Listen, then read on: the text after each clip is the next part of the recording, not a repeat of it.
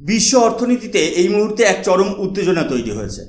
এতদিন আমরা জানতাম যে চায়না এবং জাপানের মতো বড় বড় অর্থনৈতিক শক্তিগুলো অনবরত আমেরিকার সরকারি ঋণপত্র বা ইউএস ট্রেজারি বন্ডস বিপুল পরিমাণে বিক্রি করে দিচ্ছিল, যাকে অর্থনৈতিক পরিভাষায় বলা হয় ডাম্প করা। কিন্তু এবার বিশ্বমঞ্চে এমন কিছু অবিস্মরণীয় ঘটনা ঘটেছে যা সারা পৃথিবীর বড় বড় ঝানু অর্থনীতিবিদদের রাতের ঘুম উড়িয়ে দিয়েছে। এবার আমেরিকার এই ফিনান্সিয়াল মনোপলি বা একচেটিয়া আর্থিক আধিপত্যের দেওয়ালে সরাসরি আঘাত এনেছে আমাদের প্রিয় ভারতবর্ষ। ভারতের কেন্দ্রীয় ব্যাংক অর্থাৎ আরবিআই অত্যন্ত গোপনে এবং অত্যন্ত সুপরিকল্পিতভাবে আমেরিকার এই ইউএস ট্রেজারি বন্ডস বিপুল পরিমাণে ডাম্প করা শুরু করেছে। এটি কোনো সাধারণ ঘটনা নয়, এটি হলো একবিংশ শতাব্দীতে ভারতের অর্থনৈতিক স্বাধীনতা এবং এক নতুন শক্তিশালী রাষ্ট্র হিসেবে আত্মপ্রকাশের এক নিটোল বাস্তব রূপ। নমস্কার বন্ধুরা, আমি সুশোভন। আপনারা দেখছেন আপনাদের প্রিয় চ্যানেল অদ্ভুত অথচ বাস্তব। আজ আমরা কোনো কাল্পনিক গল্প নয়, বরং বৈশ্বিক ভূরাজনীতি বা জিওপলিটিক্সের এক চরম বাস্তব সত্য আপনাদের সামনে তুলে ধরব। আমাদের আজকের মূল খবরটি হলো ভারত সরকার এবং আরবিআই গত মাত্র 1.5 বছরের মধ্যে তাদের কাছে থাকা মার্কিন বন্ডের পরিমাণ এক ধাক্কায় প্রায় 25% কমিয়ে দিয়েছে। যে ভারতে একসময় প্রায় $280 বিলিয়ন মূল্যের ইউএস ট্রেজারি বন্ড গচ্ছিত ছিল, আজ সেই সংখ্যাটা কমতে কমতে মাত্র $180 বিলিয়ন কাছাকাছি এসে দাঁড়িয়েছে। অর্থাৎ খুব সহজ সরল ভাষায় বলতে গেলে ভারত মাত্র 18 মাসের মধ্যে আমেরিকার প্রায় $60 বিলিয়ন ঋণপত্র আন্তর্জাতিক বাজারে বিক্রি করে দিয়েছে, যা গত 6 বছরের মধ্যে ভারতের সবচেয়ে কম ইউএস এক্সপোজার বা মার্কিন আমেরিকার উপর সবচেয়ে কম আর্থিক নির্ভরতার রেকর্ড। কিন্তু কেন হঠাৎ ভারত এই অভাবনীয় পদক্ষেপ নিল? যখন সারা পৃথিবীতে মার্কিন ডলারের শক্তি বা ইউএস ডলার ইন্ডেক্স গত 13 মাসের মধ্যে সর্বোচ্চ স্তরে বেড়েছে, যখন ডলার অন্য যে কোনো দেশের কারেন্সির তুলনায় প্রতিনিয়ত শক্তিশালী হচ্ছে, ঠিক সেই সময়ে ভারতের এই বন্ড বিক্রি করার সিদ্ধান্ত কি কোনো বড়সড় আর্থিক ঝড় আসার পূর্বাভাস? ভারত কি বৈশ্বিক অর্থনীতিতে আমেরিকার তৈরি করা ডলারের এই একচেটিয়া সাম্রাজ্যকে ভেঙে ফেলার প্রস্তুতি নিচ্ছে? আর মার্কিন বন্ড বিক্রি করে ভারত তার ফরেক্স রিজার্ভ বা বৈদেশিক মুদ্রার ভাণ্ডারকে সুরক্ষিত রাখতে কোন নতুন চাল চালল? আজকের এই বিশেষ প্রতিবেদনে আমরা এই সমস্ত জটিল বিষয়ের একদম সহজ সরল বিশ্লেষণ করব, যা আপনাদের পুরো বিষয়টি জলের মতো পরিষ্কার করে বুঝিয়ে দেবে। বন্ধুরা, এই পুরো বিষয়টি কতটা গুরুতর তা বোঝার জন্য আমাদের প্রথমে কিছু অফিসিয়াল ডেটা বা সরকারি পরিসংখ্যানের উপর নজর দিতে হবে। ভারতের এই পদক্ষেপ কোনো আকস্মিক বা ভুলবশত নেওয়া সিদ্ধান্ত নয়, এটি অত্যন্ত হিসাব নিকাশ করে নেওয়া একটি স্ট্র্যাটেজিক মুভ। আপনারা এখন স্ক্রিনে যে নিউজ আর্টিকেলটি দেখতে পাচ্ছেন, এটি বিখ্যাত আন্তর্জাতিক অর্থনৈতিক সংবাদ মাধ্যম দ্য ইকোনমিক টাইমসের একটি অত্যন্ত গুরুত্বপূর্ণ রিপোর্ট। এর হেডলাইনে পরিষ্কার লেখা আছে, India's US treasury holding hits a 6-year low amid gold push. এই আর্টিকেলে তথ্য অনুযায়ী ভারত সরকারের এই মার্কিন বন্ড বিক্রি করার প্রক্রিয়াটি কিন্তু বেশ কিছুদিন ধরে অত্যন্ত ধারাবাহিকতার সাথে চলছে। যদি আমরা একটু পেছনের ডেটা দেখি, তাহলে দেখব যে 2024 সালের অক্টোবর মাসে ভারতের কাছে সর্বোচ্চ $241 বিলিয়ন মূল্যের ইউএস ট্রেজারি বন্ড ছিল। কিন্তু 2025 সাল আসতেই আরবিআই তার রণকৌশল সম্পূর্ণ বদলে ফেলে। 2025 সালের অক্টোবর মাসেও ভারতের এই হোল্ডিং কমে $191 বিলিয়ন নেমে আসে। আর এখন 2026 সালের এপ্রিল মাসের যে লেটেস্ট ডেটা বা সাম্প্রতিক পরিসংখ্যান সামনে এসেছে, তাতে দেখা যাচ্ছে যে ভারত আরও $10 বিলিয়ন মার্কিন বন্ড বাজার থেকে তুলে নিয়েছে, যার ফলে বর্তমান সংখ্যাটি এসে দাঁড়িয়েছে মাত্র $181 বিলিয়ন।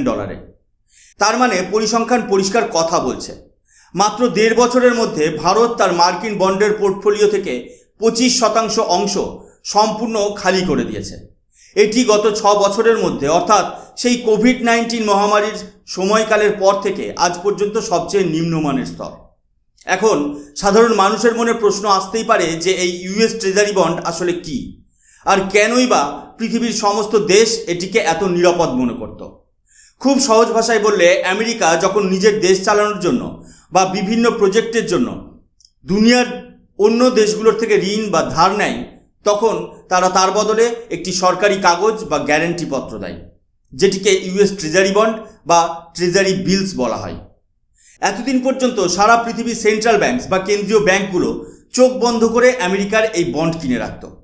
কারণ সবার মনে বিশ্বাস ছিল যে আমেরিকা পৃথিবীর সবচেয়ে বড় অর্থনীতি, তাই সেখানে টাকা রাখা মানে তা 100% নিরাপদ বা সেফ হেভেন। সেখান থেকে নিশ্চিত রিটার্ন বা লাভ পাওয়া যাবে এবং যখন খুশি সেই বন্ড বিক্রি করে নগদ টাকা বা লিকুইডিটি পাওয়া যাবে। কিন্তু আজ সেই চাকা ঘুরতে শুরু করেছে।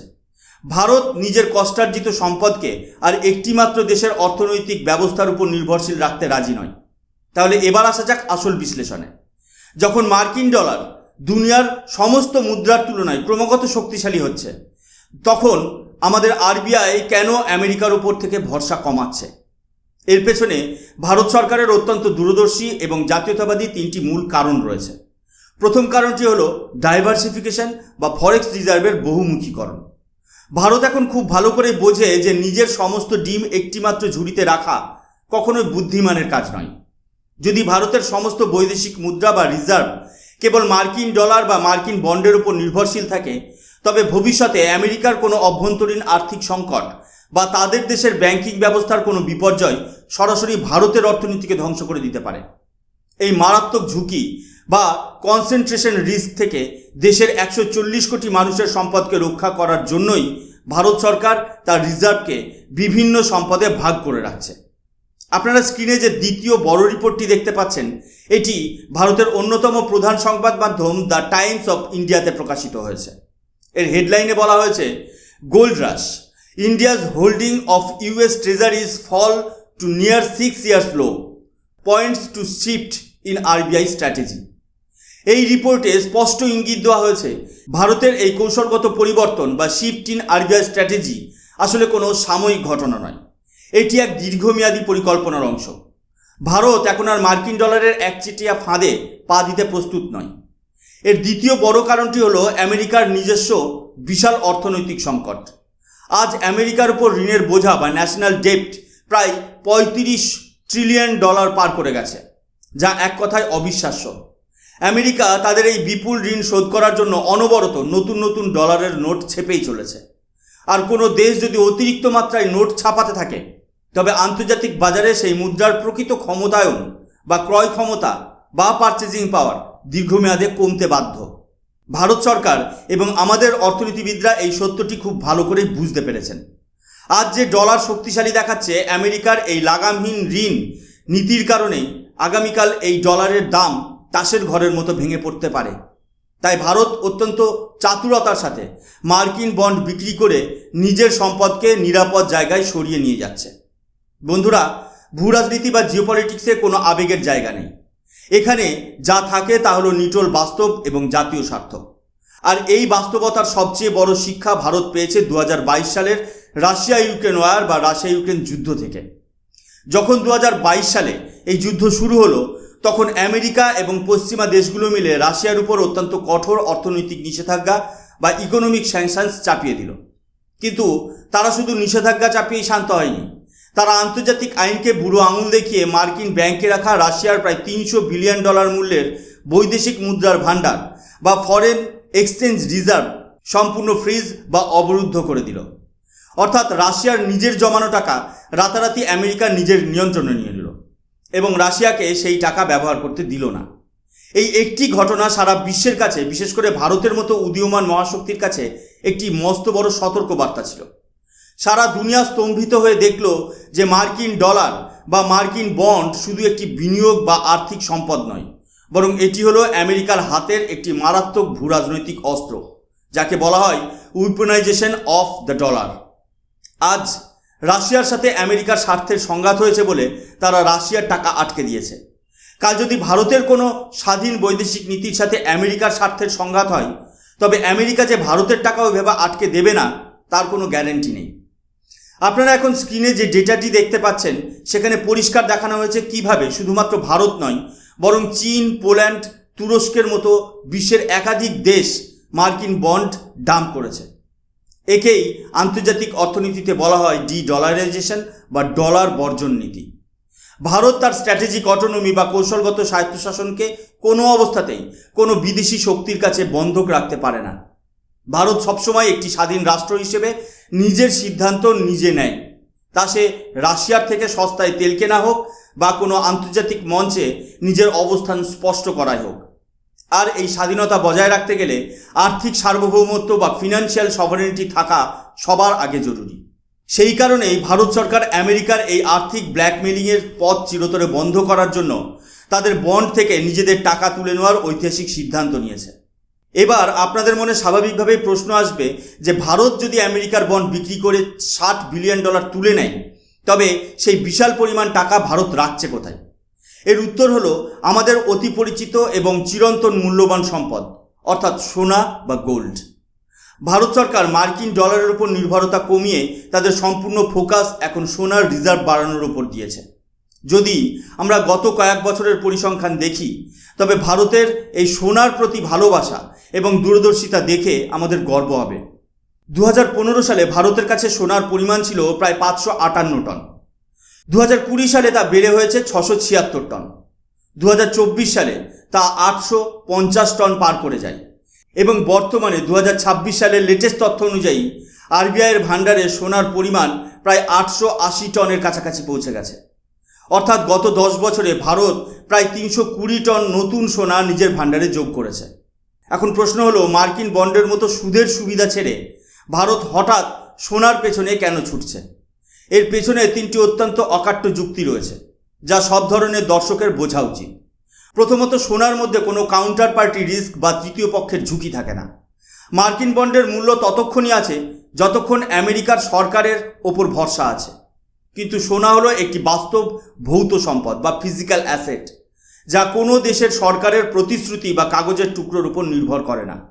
দ্বিতীয়ত, সোনার উপর কোনো দেশ কোনো রকম নিষেধাজ্ঞা বা স্যাংশন জারি করতে পারে না। আমাদের দেশের ভাণ্ডারে রাখা সোনা সম্পূর্ণভাবে আমাদের নিজস্ব সম্পদ। কোনো আমেরিকান ব্যাংক বা পশ্চিমা শক্তি দূর থেকে একটা বোতাম টিপে ভারতের এই সোনাকে ফ্রিজ বা লক করতে পারবে না। এর ফলে ভারতের ফরেক্স রিজার্ভের মধ্যে সোনার যে অংশ বা অ্যালোকেশন আগে মাত্র 12% ছিল, এখন তা বেড়ে 17% পার হয়ে গেছে। অর্থাৎ একদিকে ভারত মার্কিন বন্ডের মতো ঝুঁকিপূর্ণ সম্পদ থেকে নিজেকে বের করে এনেছে, অন্যদিকে সোনার দাম বাড়ার কারণে ভারতের জাতীয় সম্পত্তি আরও বহুগুণ শক্তিশালী বা মূল্যবান হয়ে উঠেছে। একেই বলে একেবারে মোক্ষম সময়ে সঠিক চাল দেওয়া। বন্ধুরা, ভারতের এই পদক্ষেপকে যদি আমরা আরও বড় ক্যানভাসে দেখি, তবে বুঝতে পারবো যে এটি আসলে একটি বৈশ্বিক অর্থনৈতিক বিপ্লবের অংশ। বিশ্বজুড়ে এখন যে ডলারাইজেশন বা ডলারের আধিপত্য কমানোর লড়াই চলছে, ভারত এখন সেই লড়াইয়ের অগ্রভাগে দাঁড়িয়ে নেতৃত্ব দিচ্ছে। আজ ভারত শুধুমাত্র মার্কিন বন্ড ডাম্প করছে না, বরং তার পাশাপাশি বিশ্বের বিভিন্ন বড় বড় দেশের সাথে ডলারকে বাদ দিয়ে সরাসরি নিজেদের স্থানীয় মুদ্রা বা লোকাল কারেন্সিতে বাণিজ্য করার জন্য নতুন নতুন স্থায়ী ব্যবসা বা পেমেন্ট মেকানিজম তৈরি করছে। আজ ভারত রাশিয়ার সাথে রুবেল ট্রেড করছে, সংযুক্ত আরব আমিরাত বা ইউএইর সাথে রুপিতে অপরিশোধিত তেল কেনা বেচা করছে এবং বিশ্বের আরও বহু দেশের সাথে ভারতীয় রুপিতে আন্তর্জাতিক বাণিজ্য করার চুক্তি স্বাক্ষর করছে। এর ফলে কি সুবিধা হচ্ছে? এর ফলে ভারতের আমদানিকারক ও ব্যবসায়ীদের আর আন্তর্জাতিক বাজারে লেনদেন করার জন্য চড়া দামে মার্কিন ডলার কিনতে হচ্ছে না। আমাদের নিজেদের টাকা আমাদের দেশেই থাকছে এবং মার্কিন ডলারের দামের ওঠানামার কারণে ভারতের অভ্যন্তরীণ বাজারে যে মূল্যবৃদ্ধি বা ইনফ্লেশন হতো, তা অনেকটাই নিয়ন্ত্রণ করা সম্ভব হচ্ছে। আমেরিকা এতদিন ধরে সারা পৃথিবীকে নিজের কাগজের মুদ্রা দিয়ে শাসন করে এসেছে। তারা যখন খুশি ডলার ছেপেছে আর তার মাসুল গুনতে হয়েছে ভারতের মতো উদীয়মান দেশগুলোকে। কিন্তু আজ ভারত সেই পরিস্থিতি বদলে দিয়েছে। ভারতের এই জাতীয়তাবাদী এবং আত্মনির্ভর অর্থনৈতিক নীতি বা সেলফ রিলায়েন্ট ইকোনমিক পলিসি আজ প্রমাণ করে দিয়েছে যে ভারত আর কোনো করুণার উপর নির্ভরশীল নয়। ভারত এখন নিজের শর্তে নিজের সুরক্ষার কথা মাথায় রেখে আন্তর্জাতিক ভূরাজনীতিতে নিজের অবস্থান তৈরি করছে। আমেরিকার বন্ড ডাম্প করে সোনার রিজার্ভ বাড়ানোই হলো ভারতের সেই নতুন অর্থনৈতিক শক্তির প্রতীক, যা আগামী দিনে ভারতকে এক অপরাজেয় অর্থনৈতিক পরাশক্তিতে পরিণত করবে। আমেরিকার বন্ড ডাম্প করার এই ঐতিহাসিক সিদ্ধান্ত এবং ভারতের ফরেক্স রিজার্ভে সোনার এই অভাবনীয় বৃদ্ধি নিয়ে আপনারা কি ভাবছেন? ভারত সরকারের এই মাস্টারস্ট্রোক কি মার্কিন ডলারের সাম্রাজ্য পতনের প্রথম ধাপ? আপনাদের মূল্যবান মতামত অবশ্যই নিচে কমেন্ট সেকশনে লিখে জানান, কারণ আপনাদের প্রতিটি মন্তব্য আমাদের নতুন নতুন তথ্য অনুসন্ধানে অনুপ্রাণিত করে। যদি আজকের এই গভীর ভূরাজনৈতিক বিশ্লেষণ এবং সহজ সরল উপস্থাপনা আপনাদের ভালো লেগে থাকে তবে ভিডিওটি অবশ্যই লাইক করুন এবং আপনার বন্ধুদের সাথে শেয়ার করুন। আর এই ধরনের অদ্ভুত অথচ বাস্তব সব আন্তর্জাতিক খবরের নিয়মিত আপডেট পেতে আমাদের চ্যানেল অদ্ভুত অথচ বাস্তব অবশ্যই সাবস্ক্রাইব করে পাশে থাকা বেল আইকনটি প্রেস করে রাখুন। আমি সুশোভন, আজ এ পর্যন্তই। দেখা হবে পরবর্তী কোনো নতুন এপিসোডে। ততক্ষণ পর্যন্ত সবাই ভালো থাকবেন, সুস্থ থাকবেন। জয় হিন্দ, বন্দে মাতরম, ভারত মাতা কি জয়।